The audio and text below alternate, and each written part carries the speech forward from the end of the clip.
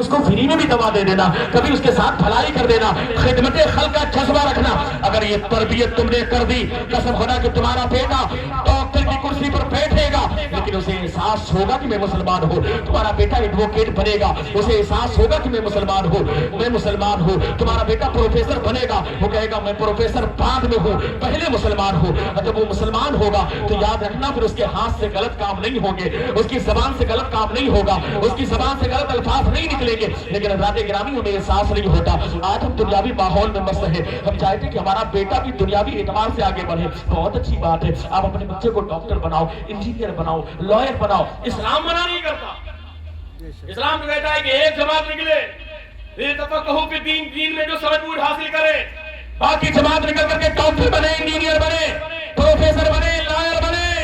اسلام منع نہیں کرتا، لیکن آپ کہتے ہو نا کہ میرا بیٹا اگر ڈاکٹر نہیں بنے گا، میرا بیٹا اگر ایجوکیشن حاصل نہیں کرے گا، حضرت آپ تو کہتے ہیں کہ مدرسے بھیج دو، صرف مدرسے میں نہیں کہتا کہ صرف مدرسے بھیجو، میں یہ کہتا ہوں کہ مدرسے میں بھیج کر کے قرآن پڑھاؤ، ضروریات دین سکھا دو، کچھ جو ضروری باتیں ہیں تاکہ شریعت کے مطابق زندگی آسانی سے گزر سکے، جو بنیادی عقائد ہیں وہ سکھا دو۔ اس کے بعد ڈاکٹر بناؤ، انجینئر بناؤ، پروفیسر بناؤ، لائر بناؤ، کچھ بھی بناؤ، کوئی فرق نہیں پڑتا، لیکن یاد رکھنا نیت درست رکھنا، تمہاری نیت اچھی ہونی چاہیے۔ آپ کہیں گے حضرت یہ پڑھنے پڑھانے کا دور ہے، یہ تو ایجوکیشن کا دور ہے، یہ تو لائٹ کا دور ہے۔ ہم کرسچن ماڈل اسکول میں اس لیے پڑھاتے ہیں نا، سینٹ میری سینٹ جوسف میں اس لیے پڑھاتے ہیں کہ وہاں پڑھے گا، جب پڑھے گا تبھی تو لڑکا آگے بڑھے گا۔ روشنی ہے ایجوکیشن، اگر پڑھے گا نہیں تو اس کا فیوچر خراب ہو جائے گا۔ اگر میرا بیٹا اچھے اسکول میں جائے گا نہیں تو میرے بچے کا فیوچر خراب ہوگا، مستقبل میں اندھیرا ہوگا، اس کا فیوچر برائٹ نہیں ہوگا بلکہ اس کا فیوچر بلیک ہوگا، اس کا مستقبل تاریک ہوگا، اندھیرا ہوگا۔ آپ کہیں گے کہ نہیں کہیں گے؟ ارے بھائی اگر آپ کا بیٹا نہیں پڑھے گا تو اس کا فیوچر بلیک ہوگا کہ نہیں ہوگا، مستقبل تاریک ہوگا کہ نہیں ہوگا، اندھیرا ہوگا کہ نہیں ہوگا؟ بولو بھائی ہوگا نا؟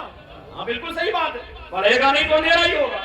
وہ چلتے پھرتے ابائڈ ہوگا، نہ ایئرپورٹ پر جا سکتا ہے، نہ اسٹیشن پر وہ ٹکٹ بنا سکتا ہے، نہ ایئرپورٹ پر جا کر کے فلائٹ پکڑ سکتا ہے، نہ کوئی کام کر سکتا ہے۔ یہ کمپیوٹر کا دور ہے، ٹیکنالوجی کا دور ہے، ایجوکیشن کا دور ہے، بلا شبہ بچے کو پڑھانا ضروری ہے۔ آپ کہیں گے حضرت مجھے اپنے بچے کو پڑھانا ضروری ہے، اگر میرا بیٹا پڑھے گا نہیں تو آگے نہیں بڑھے گا، اگر میرا بیٹا پڑھے گا نہیں تو اس کا فیوچر خراب ہو جائے گا، اگر میرا بیٹا پڑھے گا نہیں تو اس کا فیوچر بلیک ہوگا، برائٹ نہیں ہوگا، اس کا فیوچر تاریک ہوگا، اس کا مستقبل تاریک ہوگا، روشنی نہیں ہوگی۔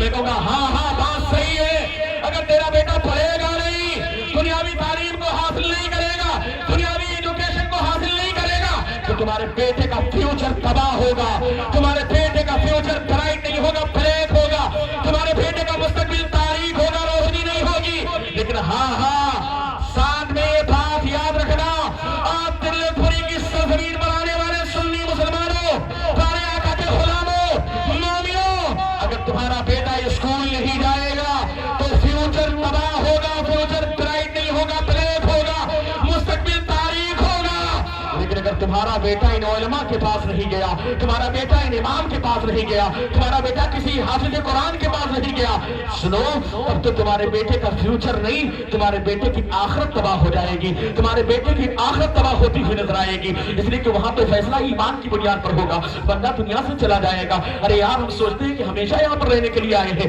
نہیں نہیں یہ ہماری بیوقوفی ہے، ہمیں احساس نہیں ہوتا یہ 4 دن کی زندگی ہے۔ آپ بڑے ناز کے ساتھ گھمنڈ کے ساتھ رہتے ہیں، آج ہمارا نوجوان شان کے ساتھ جوئے کے اڈے کو آباد کرتا ہے، آج ہمارا نوجوان شان کے ساتھ موبائل کو لے کر کے اپنے باپ کی نگاہوں کے سامنے اپنی گرل فرینڈ سے عشقی تعلقات کو بنا کر کے شان کے ساتھ کہتا ہے میری گرل فرینڈ ہے، باپ کے سر پر چھو نہیں رہی تھی، ماں کے سر پر چھو نہیں رہی تھی۔ آج نوجوان بیٹیاں باقاعدہ موبائل کو لے کر کے چھت پر چلی جاتی ہے، اپنے سہیلیوں کے نام پر کھلتے کھلتے نہ جانے کن سے باتیں کرتی ہے، احساس نہیں ہوتا، مر گیا ہے تمہارا احساس۔ ارے یار تم باپ ہو، تم ماں ہو، اگر تمہارا مقام بلند ہے تو تمہاری ذمہ داری بھی زیادہ ہے، بچوں کی تربیت کرنا تمہاری ذمہ داری ہے۔ تم نے حلال حرام سکھایا نہیں، ناجائز سکھایا نہیں۔ سنو سنو قال نبی صلی اللہ علیہ وسلم لو وقعت لقمۃ من الحرام فی بطن ابن آدم لعنہ اللہ والملائکہ والناس اجمعین، اگر ایک لقمہ حرام کا بندے کے پیٹ میں چلا گیا تو اس پر اللہ کی لعنت ہوتی ہے، اس پر فرشتوں کی لعنت ہوتی ہے، اس پر دنیا میں تمام انسانوں کی لعنت ہوتی ہے۔ آج تو ہمارے نوجوانوں کا حال یہ ہے، اگر ماں باپ پوچھ بھی لینا کہ بیٹا کمائی کیا کرتے ہو، کہیں گے ارے ابا تم اپنا کام کرو میں اپنا کام کرتا ہوں۔ کہا پیسہ کا پیسہ ہو چاہے جیسا ہو ہمیں فرق نہیں پڑتا، بس پیسہ آنا چاہیے۔ ہوٹل پر بیٹھ کر کے موبائل پر سٹے لگا کر کے 2 کو 4 بنانا ہے، سب سے آسان کام ہے۔ کسی کو 10 دے دیا جائے، ہر مہینے 2000 الگ سے دینا، پیاز کے نام پر، انٹرسٹ کے نام پر، بڑی آسانی کے ساتھ۔ کیا تمہیں پتا نہیں ہے؟ ارے یار یہ حرام ہے، یہ حرام تھا، حرام ہے، حرام رہے گا۔ دنیا کا کوئی عالم اسے جائز قرار نہیں دے سکتا، کیوں؟ لیکن جسے ما آتاکم الرسول فخذوہ وما نہاکم عنہ فانتہوا، جو کچھ رسول تمہیں دے اسے لے لو، جس چیز سے منع کر دے اس سے رک جاؤ۔ کیا تمہیں پتا نہیں پیاز ناجائز و حرام ہے؟ کیا تمہیں پتا نہیں انٹرسٹ ناجائز و حرام ہے؟ ارے آپ تم کس شان کے ساتھ کرتے ہو؟ 10,000 دے دیا، ہر مہینے 2000 لیتے رہو گے، 2 لاکھ دے دیا، ہر مہینے بغیر کسی مطلب کے 5000 لیتے رہو گے، پیسہ تمہارا بنا رہے گا۔ تم کہتے ہو یہ ہمارا بزنس ہے، نہیں نہیں، یہ ناجائز و حرام تمہارا کاروبار ہے، یہ حرام تمہارے پیٹ میں جا رہا ہے۔ اور سنو سنو، جب یہ حرام کا نطفہ بنے گا، خون بنے گا، نطفہ بنے گا، اور یہ نکل کر کے ایک باقاعدہ عورت کے رحم میں جائے گا اور حمل ٹھہرے گا، اولاد پیدا ہوگی، تو اس کی رگوں میں حرام خون دوڑے گا۔ اور جب حرام خون دوڑے گا نا، وہ بیٹا بڑے ہونے کے بعد آپ جانتے ہو کیا کرے گا؟ آپ کہو گے بچپن میں ٹاٹا سکھاتے ہو نا، تو اس کے ہاتھ میں بھی باٹا ہوگا، شان کے ساتھ کھڑا ہوگا، ابا تمہاری ایسی کی تیسی ہم کرنے کے لیے تیار ہے، بیٹا کیس لڑنے کے لیے تیار ہوگا، بیٹا دھکے مار کر کے تمہیں گھر سے باہر نکال دے گا، اس لیے کہ تم نے دین نہیں سکھایا، تم نے اسلام نہیں سکھایا۔ یہ کوئی ہوائی بات نہیں کر رہا ہوں، حدیث پاک کی تھوڑی سی تشریح۔ ایک لقمہ حرام، کتنا؟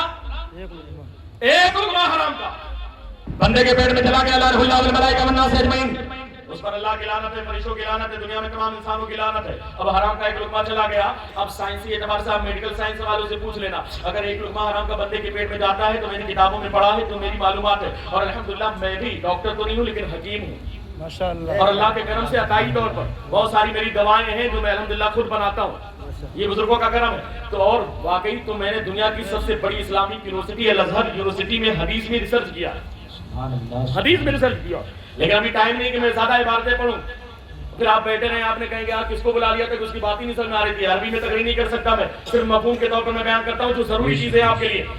لعنہ اللہ والملائکہ والناس اجمعین، ایک لقمہ حرام کا اگر بندے کے پیٹ میں چلا گیا، اس پر اللہ کی لعنت، فرشتوں کی لعنت، دنیا میں تمام انسانوں کی لعنت۔ اب میڈیکل سائنس کے حوالے سے آپ پتہ کر لینا، اگر بندے کے پیٹ میں ایک لقمہ حرام کا چلا گیا، ایک دانہ چلا گیا، تو میڈیکل کے اعتبار سے اس کا اثر باڈی کے اندر in the body near about 40 days تک، 40 دن تک رہتا ہے۔ کتنے دن؟ 40 دن۔ 40 دن۔ اور میں نے اپنے بزرگوں سے سنا ہے، باقاعدہ ایسی روایتیں ملتی ہیں کہ اگر بندہ حرام کھاتا ہے تو 40 دن تک اس کی عبادتیں قبول نہیں ہوتی، اس کی دعائیں قبول نہیں ہوتی۔ کیوں؟ اس لیے حرام جسم کے اندر ہے۔ اب آپ دعا کریں کہ مولا یہ ہو جائے، مولا یہ ہو جائے، مولا یہ ہو جائے، سیدھی سی بات ہے، حرام اندر ہے تو کیسے دعا قبول ہوگی؟ کوئی سوال ہی پیدا نہیں ہوتا۔ میڈیکل سائنس کہتی ہے 40 دن تک ایک دانے کا اثر باڈی کے اندر، روایتیں ملتی ہیں کہ 40 دن تک دعائیں قبول نہیں، عبادتیں قبول نہیں۔